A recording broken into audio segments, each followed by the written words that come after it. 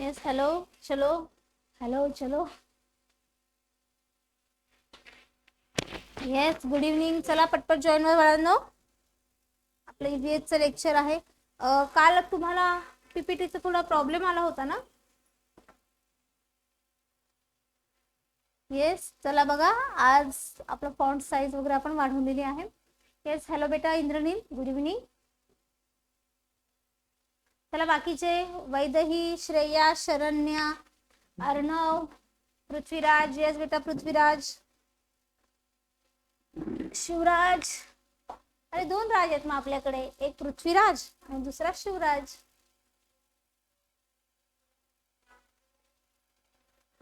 Yes Kinjal, Kinjal प्रांजल कुठे गेल्या?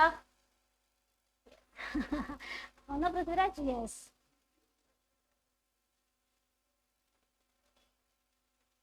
चला बरं पटपट 1-2 मिनिटं वाट बघू आपण सगळ्यांची आणि मग आपण लेक्चर चालू करूयात. मग कालचं जे लेक्चर होतं ते नद्यांवरचं जे ब्लर दिसत होतं तुम्हाला आहे ना, आज आपण ते लेक्चर पूर्ण घेणार आहोत. येस वैदही. येस बेटा झाली जॉईन. ओके ओके प्रांजल. येस बेटा. बाकीचे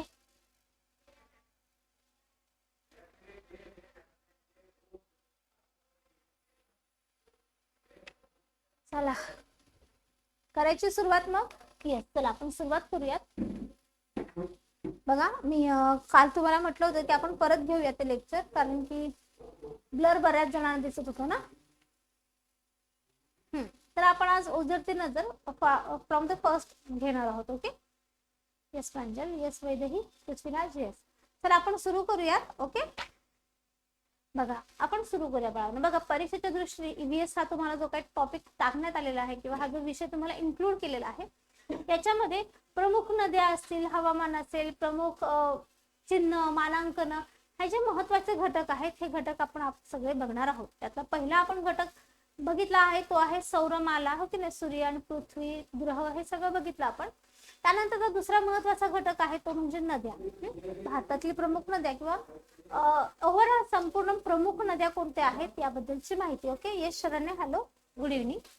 चला मग आज आपण परत रिस्टार्ट करूया ते लेक्चर. ओके चला बघा नदीची व्याख्या. तर सगळ्यात पहिले बघायची नदीची व्याख्या. बघा डोंगर, पर्वत किंवा उंच प्रदेशातून उगम पावून नैसर्गिकरित्या सतत वाहत समुद्र, सरोवर किंवा दुसऱ्या नदीला जाऊन मिळणाऱ्या जलप्रवाहास नदी असे म्हणतात. जलप्रवाहाला काय म्हणतात?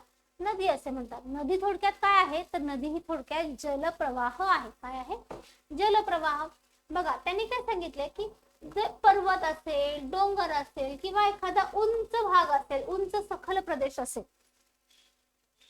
डोंगरातून असेल, पर्वतातून असेल किंवा एखादा उंच सखल भाग आहे, त्या उंच सखल भागामध्ये उगम पाहून खाली वाहत येताना वाहत असताना ते काय करतात, त्या एक तर समुद्राला मिळतात किंवा एखाद्या सरोवराला मिळतात. एखादं सरोवर आहे, जलाशय आहे तिथे मिळतात किंवा मग दुसऱ्या नदीला जाऊन मिळतात. मग अशा जलप्रवाहाला काय म्हटलं जातं? नदी असं म्हटलं जातं. अशा जलप्रवाहाला काय म्हटलं जातं? नदी असं म्हटलं जातं. हे शरण्या आपले लेक्चर झाले की तुम्हाला लगेच तुमच्या सगळ्या नोट्स दिल्या जातील. ओके. या जलप्रवाहाला काय म्हणतो आपण? नदी असं म्हणतो. लक्षात घ्या ह्या जलप्रवाहाची खूप नाव आहेत की नाही. बघा ज्या वेळेस एखाद्या जमिनीवरून किंवा डोंगरावरून, उंच पठारावरून ज्यावेळेस छोटा जलप्रवाह वाहतो, ज्यावेळेस एखादा जलप्रवाह छोटा असतो आणि तो वाहतो, त्या छोट्याशा जलप्रवाहाला आपण काय म्हणतो? झरा असं म्हणतो. काय म्हणतो असतो? झरा. Yes Vaidehi, Sharanya. Yes yes बेटा तुम्हाला पाठवणार आहोत 1-2 मिनिटं. एकदा लेक्चर होत असेल ना तर लेक्चरच आपण अटेंड करूया. तुम्हाला नोट्स लगेचच पाठवल्या जातील बाळांनो. हा तुम्ही फक्त लेक्चर्स मध्ये तेवढं हे करा.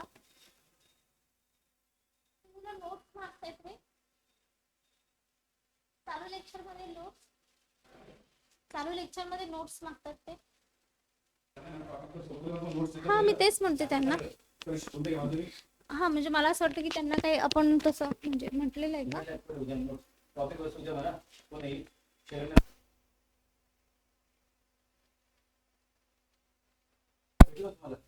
अरे बाळांनो, तुमचं हे लेक्चर तुम्ही सगळ्यात पहिले अटेंड करा, म्हणजे तुम्ही मराठीमध्ये पण तेच करत होते. नोट्स कशा, तुमचा जो ग्रुप आहे पृथ्वीराज, तुमचा जो ग्रुप आहे आपला व्हॉट्सअपचा, तर व्हॉट्सअपच्या ग्रुपवर तुम्हाला नोट्स पाठवल्या जातील. सगळ्यांना नोट्स मिळणार आहेत बाळांनो, नोट्स सगळ्यांना मिळणार आहेत. फक्त एवढं लक्षात घेत जा, ज्यावेळेस शिकवणं चालू असतं त्यावेळेस प्लीज शिकवण्याकडे लक्ष द्या. लक्षात घ्या, तुम्हाला तो पॉइंट नोट्समधून तुमचा क्लिअर होणारच आहे, पण त्याआधी तुम्हाला इथे क्लिअर होणार आहे. सो तुम्हाला चांगलं समजेल की नाही. मग शिकवताना काय करायचं आहे बाळांनो, प्लीज इथे लक्षात देत जा. PDF किंवा नोट्स तुम्हाला तुमच्या ग्रुपला, आपला जो ग्रुप आहे त्या ग्रुपवर पाठवलं जाणार आहे. सो डोंट वरी, तुमच्या नोट्स कुठेही जाणार नाही, तुमच्या नोट्स तुम्हालाच मिळणार आहेत. ह्या नोट्स, हे जे काही शिकवणं सगळं चालू आहे, हे सगळं तुमच्यासाठी चालू आहे. ओके, या शरण्या ग्रुपवरच पाठवलं जाईल. ओके, शिकवता नाही, शिकवल्यानंतर पाठवलं जाईल.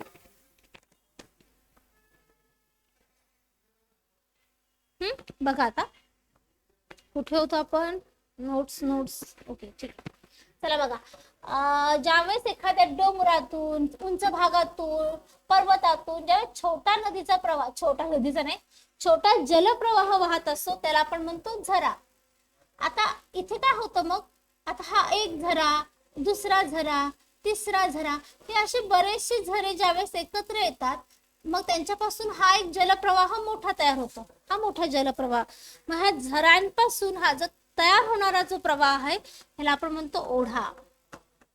हा झऱ्यांपेक्षा मोठा असतो.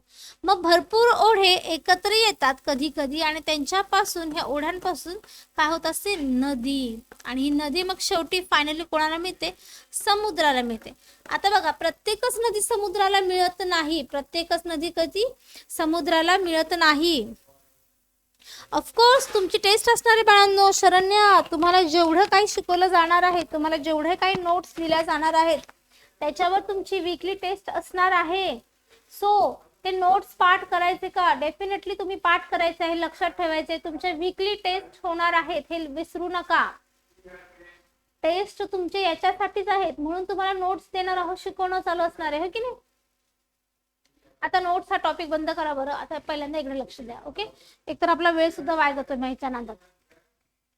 बघा, नदी समजलं तुम्हाला, प्रत्येकच नदी समुद्राकडे जात नाही. एखादी छोटी नदी असेल ते मोठ्या नदीमध्ये मिसळते, किंवा जवळ मोठा जलाशय असेल जलाशयामध्ये सुद्धा जाते.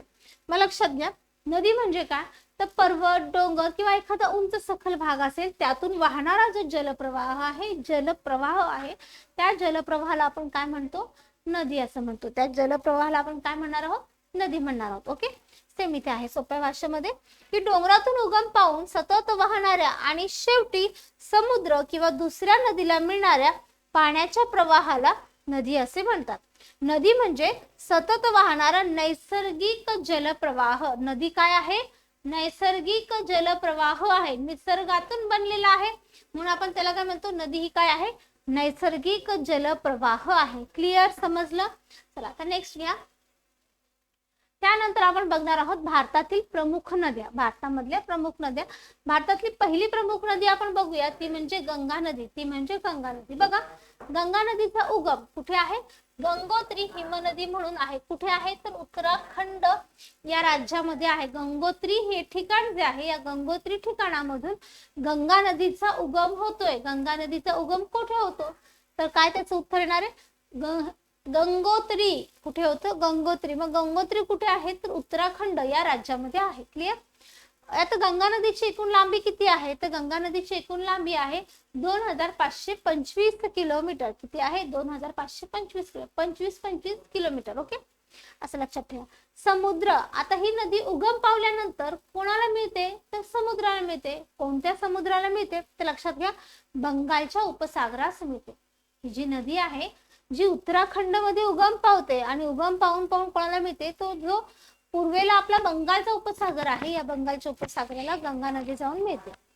गंगा नदी आता कोणत्या कोणत्या राज्यातून वाहते, तर लक्षात घ्या, उत्तराखंड, उत्तर प्रदेश, बिहार, झारखंड आणि पश्चिम बंगाल.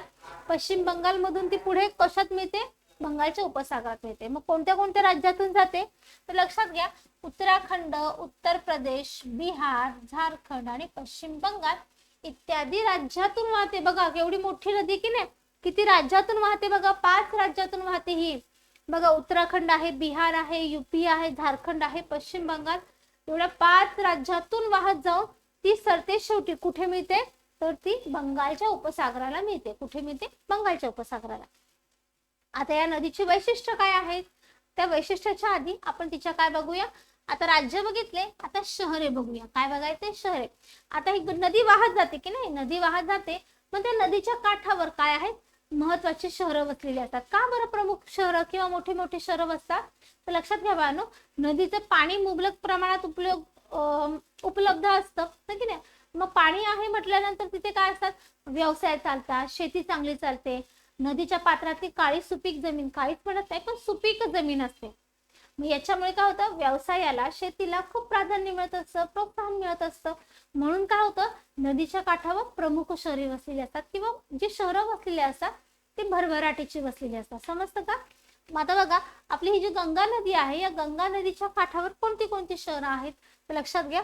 हरिद्वार, हरिद्वार आहे, कानपूर, प्रयागराज, वाराणसी, पटना आणि कोलकाता ही महत्वाची प्रमुख शहरे गंगा नदीच्या काठावर वसलेली आहेत. कोणती कोणती आहेत बघा, हरिद्वार आहे, कानपूर आहे, प्रयागराज आहे, वाराणसी आहे, पटना आहे आणि कोलकाता ही महत्वाची प्रमुख शहरे कोणत्या नदीवर आहेत, तर ती गंगा नदीवर आहे. ओके. त्यानंतर ते बघा, त्या गंगा नदीला उपनद्या आपण बघितले की नाही, जी मोठी नदी आहे प्रमुख नदी, मग तिला येऊन उजवीकडून किंवा डावीकडून काय त्या छोट्या छोट्या नद्या येतात आणि त्या मिळतात, आणि मग त्या नद्या त्यांच्या काय बनतात, उपनद्या बनतात. काय बनतात, उपनद्या. तसंच गंगा नदीच्या प्रवाहामध्ये कोणत्या कोणत्या अजून दुसऱ्या नद्या येतात आणि त्या सामील होतात, तिच्यामध्ये मिसळतात. मग त्या मिसळल्यानंतर आपण त्यांना काय म्हणणार आहोत, उपनद्या म्हणणार आहोत. काय म्हणणार आहोत, उपनद्या. मग गंगा नदीच्या उपनद्या कोणत्या आहेत, तर बघा, यमुना, घागरा, गडंग, कोसी, सोन, रामगंगा, गोमती, दामोदर, महानंदा आणि पुनपुन. ह्या नद्या काय आहेत, ह्या नद्या आहेत गंगा नदीच्या उपनद्या. काय आहेत, गंगा नदीच्या उपनद्या आहेत. ओके. त्यातली ही जी कोसी आहे, ह्या कोसीला काय म्हणतात, बंगालचे अश्रू असे म्हणतात. काय म्हणतात, बंगालचे अश्रू. का बरं, तिथे पूर जास्त प्रमाणात त्या नदीमुळे होतो, म्हणून आपण बंगालचे अश्रू सुद्धा म्हणतो. आणि प्रमुख नदी कोणती आहे, तर यमुना ही गंगा नदीची प्रमुख नदी आहे. घागरा आहे, गडंक आहे, कोसी आहे, सोन आहे, महानंदा आहे, दामोदर आहे, रामगंगा आहे. ह्या नद्या काय आहेत, गंगा नदीच्या उपनद्या आहेत. आता गंगा नदीची वैशिष्ट्य बघूयात. गंगा नदीचे वैशिष्ट्य बघा, भारताची सर्वात लांब नदी आहे. गंगा नदी काय आहे, भारताची सर्वात लांब नदी आहे. हिमालयातून उगम पावून पूर्वीकडे ती वाहत जाते. ही जी नदी आहे, उत्तराखंड मध्ये जो काय हिमालय पर्वत आहे त्याच्यामध्ये उगम पावून पुढे ती कुठे जाते, पूर्वेकडे जाते, आणि पूर्वेला जाऊन कोणाला मिळते, बंगालच्या उपसागराला मिळते. पुढे बघा, गंगा नदीला भागीरथी असेही म्हणतात. गंगा नदीला काय म्हटलं जातं, भागीरथी सुद्धा म्हटलं जातं. हरिद्वार, प्रयागराज, वाराणसी, पटना ही प्रमुख तीर्थक्षेत्र गंगा नदीच्या काठी आहे. गंगा नदी ही पवित्र नदी मानली जाते आणि गंगा नदी ही काय आहे, भारतातील सर्वात लांब नदी आहे. काय आहे, भारतातील सर्वात लांब नदी. लांब लांब लांबीच्या उद्देशाने बोलतोय आपण. भारतातील सर्वात लांबी नदी किंवा लांब नदी कोणती आहे, तर गंगा नदी आहे. कोणती नदी आहे, गंगा नदी ही भारतातील सर्वात लांब नदी आहे. क्लिअर, समजलंय बघा. गंगा ही नदी आपण परवाच्या लेक्चरला घेतलेलीच आहे, पण आता आज काल जी तुम्हाला दिसत नव्हती पीपीटी, त्याच्यामुळे आज आपण सगळेच कव्हर करत आहोत. ओके. दुसरी महत्वाची नदी आपण घेतली होती ती म्हणजे यमुना. दुसरी कोणती होती, भारतातील प्रमुख नदी दुसरी कोणती आहे, तर यमुना नदी आहे. लक्षात घ्या. आता परत काय बघायचं आहे, तिचा उगम. यमुना नदीचा उगम कुठे आहे, तर यमुनोत्री हा उत्तराखंड मध्ये आहे. हे एवढं लक्षात नका घेऊ, बंदर, पूछ, पर्वत वगैरे एवढं लक्षात घ्या की यमुनोत्री या ठिकाणी यमुना नदीचा काय आहे, उगम आहे. कोणत्या राज्यात आहे, हा सुद्धा उत्तराखंड या राज्यात आहे. ओके. या नदीची लांबी किती आहे, तर 1376 किलोमीटर आहे. किती आहे, 1376 किलोमीटर एवढी ह्या नदीची लांबी आहे. आणि ही नदी परत कोणाला मिळते, तर बंगालच्या उपसागरात मिळते, पण ती डायरेक्ट मिळत नाही. ही डायरेक्ट मिळत नाही. ही काय होते, गंगा नदीत विलीन होते. ही जी गंगा नदी वाहत येते, या गंगा नदीलाच ही यमुना नदी येऊन मिळते. गंगा जर बंगालच्या उपसागराला मिळते म्हणजे डेफिनेटली यमुना सुद्धा मिळते, पण ती डायरेक्ट मिळते का तर नाही, ती कोणामार्फत मिळते, गंगा या नदी मार्फत मिळते. कोणामार्फत मिळते, गंगा, कारण की गंगेची ती उपनदी आहे ना यमुना. मग लक्षात घ्या, यमुना नदी काय आहे, गंगेची प्रमुख उपनदी आहे बंगालच्या उपसागरात, पण ती कशी, ती गंगा नदीत विलीन होऊन मिळते. कशी आहे, गंगा नदीत विलीन होऊन मिळते. आता कोणत्या कोणत्या राज्यातून तिने प्रवास केला आहे किंवा कोणत्या कोणत्या राज्यातून जाते तर लक्षात घ्या, उत्तराखंड, हिमाचल प्रदेश, हरियाणा, दिल्ली आणि उत्तर प्रदेश इत्यादी राज्यांमधून ही यमुना नदी वाहते. कोणते कोणते राज्य आहेत बघा, उत्तराखंड जिथे ती उगम पावते, त्यानंतर हिमाचल प्रदेश, हरियाणा, दिल्ली आणि उत्तर प्रदेश इत्यादी राज्यांमधून ही यमुना नदी वाहते. समजलं का? बघा कोणते कोणते आहेत, उत्तराखंड आहे, हिमाचल प्रदेश आहे, हरियाणा आहे, यूपी आहे, यूपी तर आपलं कोणतं आहे, दिल्ली, इत्यादी राज्यांमधून ती वाहत असते. पुढे घ्या वैशिष्ट्य. आता हिची वैशिष्ट्ये काय आहेत तर बघा, गंगा नदी ही यमुना नदी ही गंगेची सर्वात मोठी उपनदी आहे. गंगा नदीची सर्वात मोठी उपनदी कोणती आहे तर यमुना. गंगा नदीची सर्वात मोठी नदी यमुना आहे. दिल्लीच्या पाण्याचा मुख्य स्रोत आहे. ही जी यमुना नदी आहे, ही नदी ही दिल्लीचा मुख्य पाण्याचा स्रोत आहे. ओके. प्रयागराज येथे गंगा, यमुना आणि सरस्वतीच्या संगमाला तीर्थराज असे सुद्धा म्हणतात. लक्षात घ्या, आता मी जर तुम्हाला इथे म्हणते की बाळांनो, गंगा नदीमध्ये यमुना नदी मिळते, मग गंगा नदी आणि यमुना नदी ज्या ठिकाणी एकत्र येतात, ज्या ठिकाणी त्यांचा संगम होतो, त्या संगमाला काय म्हटलं जाते, प्रयागराज म्हटलं जातं. काय म्हटलं जातं त्या ठिकाणाला, प्रयागराज म्हटलं जातं. काय म्हटलं जातं, प्रयागराज. प्रयागराज काय आहे तर गंगा, यमुना आणि ती अदृश्य स्वरूपातील सरस्वती नदी आहे, त्यांच्या संगमाच्या ठिकाणाला आपण काय म्हणतो, प्रयागराज म्हणतो किंवा ते तीर्थराज सुद्धा आपण त्याला असं म्हणतो. ओके. यमुना नदीला कालिंदी असे सुद्धा म्हटले जाते. यमुना नदीलाच काय म्हटलं जातं, कालिंदी असं सुद्धा म्हटलं जातं. सोबतच लक्षात घ्या, आता या नदीवर कोणती कोणती प्रमुख शहरे आहेत, कोणती कोणती प्रमुख शहर आहेत तर लक्षात घ्या, यमुनोत्री, कोटा साहिब, दिल्ली, मथुरा, आग्रा आणि प्रयागराज ही महत्वाची शहरं कशावर आहेत, यमुना नदीवर आहेत. बघा, दिल्ली पाण्याचा मुख्य स्रोत यमुना आहे, मथुरा भगवान श्रीकृष्णाचं ठिकाण आहे, आग्रा जिथे आपलं दिल्लीतला काय आहे आपला ताजमहाल आहे. काय आहे, ताजमहाल आहे.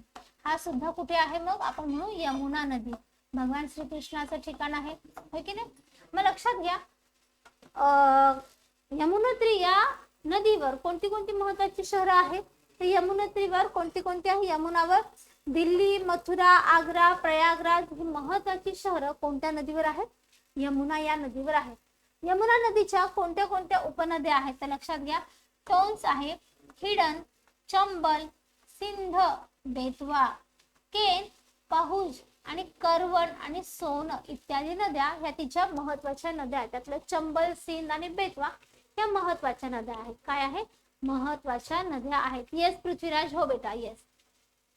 मग लक्षात घ्या, यमुना नदी ही काय आहे, यमुना नदी ही गंगा नदीची प्रमुख नदी आहे किंवा प्रमुख उपनदी आहे. ओके. ती कोठे उगम पावते तर ती यमुनोत्री या हिमनदीवर उगम पावते. यमुनोत्री या ठिकाणी उगम पावते. यमुनोत्री कुठे आहे तर उत्तराखंड मध्ये आहे. कोणत्या सागरास मिळते तर बंगालच्या उपसागरास मिळते. कोणत्या राज्यातून वाहते ते लक्षात घ्या, उत्तराखंड आहे, हिमाचल प्रदेश आहे, हरियाणा, दिल्ली, यूपी इत्यादी ठिकाणी वाहते. आणि गंगा नदी यमुनेला ज्या ठिकाणी मिळते त्या ठिकाणाला आपण काय म्हणतोय, प्रयागराज असं सुद्धा म्हणतोय. ओके. येस. त्याच्यानंतर महत्वाच्या नद्या कोणत्या आहेत, तिच्या उपनद्या चंबळ, सिंध, बटवा, हिडन, केन, पहुज, करवंज आणि सोन ह्या त्याच्या काय आहेत, महत्वाच्या उपनद्या आहेत. आणि प्रमुख शहरे कोणती कोणती आहेत तर बघा, दिल्ली आहे, मथुरा आहे, आग्रा आहे, प्रयागराज, कोटा साहिब ही काय आहेत त्यांची प्रमुख शहरे या यमुना नदीवर वसलेली आहेत. ओके. चला पुढचं बघा, त्यानंतरची महत्वाची नदी ती म्हणजे ब्रह्मपुत्रा नदी. त्यानंतरची महत्वाची नदी कोणती आहे, ब्रह्मपुत्रा नदी. तिसरी नदी बघतोय आपण भारतातील प्रमुख, ती आहे ब्रह्मपुत्रा नदी. बघा उगम कुठे आहे, अंगसी हिमनदी तिबेट मध्ये आहे. आता बघा, गंगा जी बघितली ही भारतामध्ये उगम पावते, ही जी आहे ब्रह्मपुत्रा ही जी आहे तर ही कुठे आहे? तिबेट किंवा चायनामध्ये आहे. आपला हा भारत जो आहे, आपला हा जो भारत आहे, भारताच्या उत्तरेला जे पठार आहे, पठार जे सगळ्यात मोठं पठार आहे जगातलं, ते पठार कोणतं आहे? तिबेटचं पठार. कोणतं आहे? तिबेटचं पठार. तर ही जी ब्रह्मा नदी आहे, यस अजिंक्य, ही जी ब्रह्मपुत्रा नदी आहे, ही ब्रह्मपुत्रा नदी आपल्या भारतात उगम पावत नाही. आपल्या भारतात उगम पावत नाही, तर ती कुठे उगम पावते? तिबेटच्या पठारात. तिबेटच्या पठारात कोणत्या देशामध्ये? तर चीन या भागामध्ये जो आहे, थोडक्यात तिबेटमध्ये ती उगम पावते. कुठे पावते? तिबेटमध्ये उगम पावते. ओके, मग लक्षात घ्या, तिबेटमध्ये उगम पावणारी नदी कोणती आहे? ही ब्रह्मपुत्रा नदी आहे. अंगसी या नावाने ती तिथे ओळखली जाते किंवा तिथून ती उगम पावते. ओके, हे अजिंक्य काय द्यायचंय? नोट्स मी तुम्हाला मगासपासून सांगते की नोट्स तुम्हाला लेक्चर झाल्यावरच मिळेल. लेक्चर झाल्यावर मिळेल. ओके,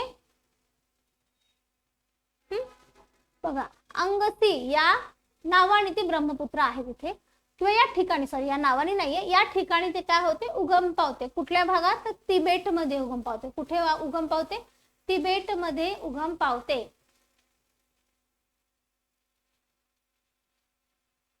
ओके,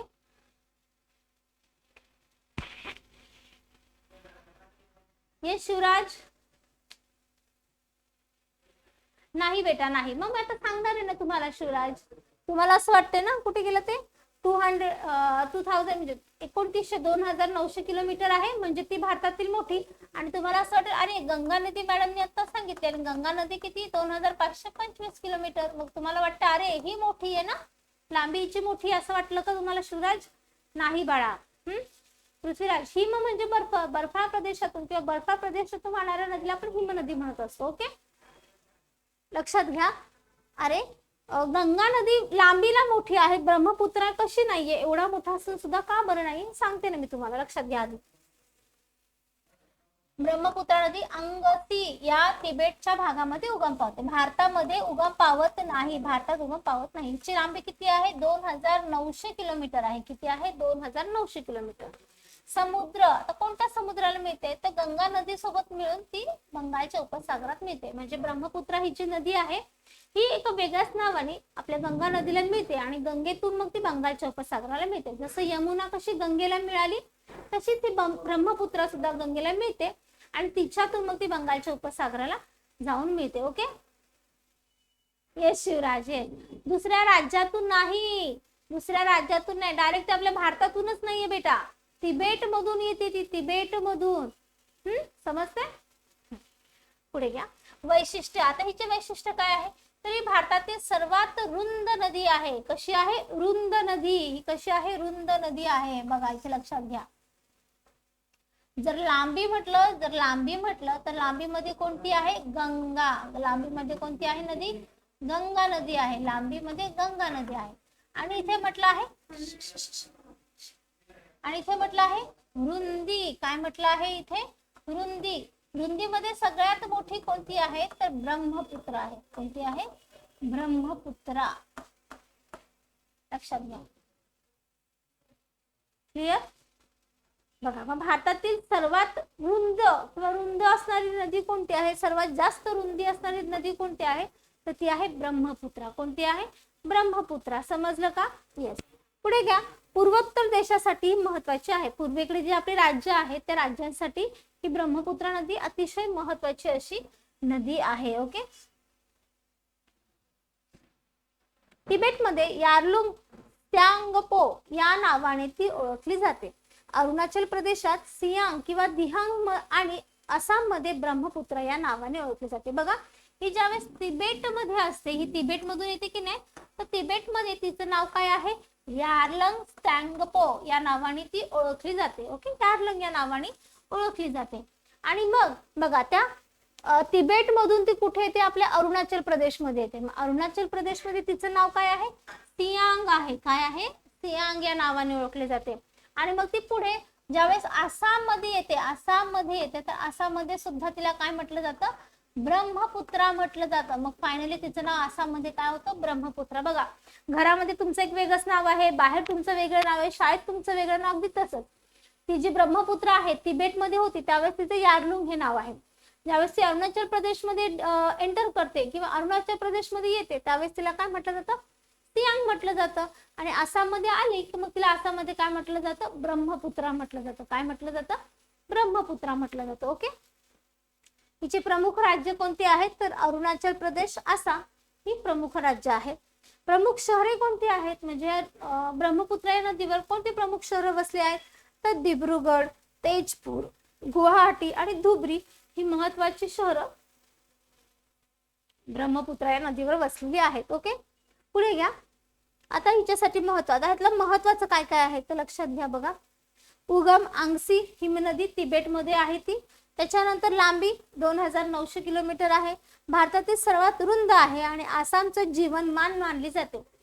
ब्रह्मपुत्रा या नदीला काय म्हटलं जातं, आसामचं जीवन रेषा किंवा आसामची जीवनमान म्हणून ओळखलं जातं. आसाम, बघा प्रमुख नदी ती आसाम मध्ये आहे, मग तिला काय म्हटलं जातं, आसामचं जीवन रेखा किंवा आसामचं जीवनमान असं म्हटलं जातं. ओके. पुढे बघा, गंगा नदी सोबत मिळून बंगालच्या उपसागरात ती विलीन होते. तिबेटमध्ये तिला यारलुंग स्टँगोपो या नावाने ओळखलं जातं. कोणाला, ब्रह्मपुत्रा या नदीला. ओके, चला अशा पद्धतीने आपलं लेक्चर आज इथे संपत आहे. माझं लेक्चर झालं की लगेचच सुदर्शन सरांचं गणित बुद्धिमत्तेचं तुमचं लेक्चर असेल. ओके, चलो बाय. नोट्स तुम्हाला आपल्या ग्रुपवर पाठवलं जाईल, सो नोट्सचं टेन्शन घेऊ नका. ओके, चलो बाय.